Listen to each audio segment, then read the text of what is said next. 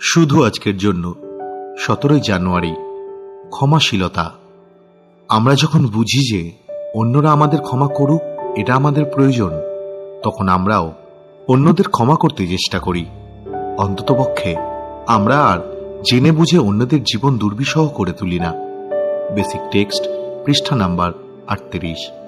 নেশা করাকালীন আমরা প্রায়ই অন্যদের সাথে দুর্ব্যবহার করতাম, এমনকি কখনো কখনো গায়ে পড়ে অন্যদের জীবন দুর্বিষহ করে দিতাম।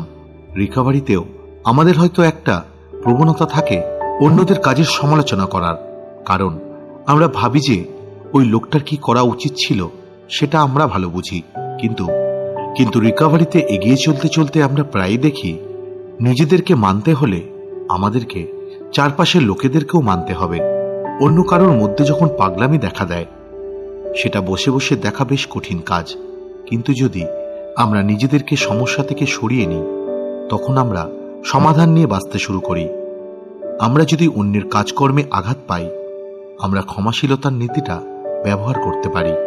শুধু আজকের জন্য আমি অন্যদের থেকে ক্ষমা পাওয়ার চেয়েও সাগ্রহে ক্ষমা করার চেষ্টা করব।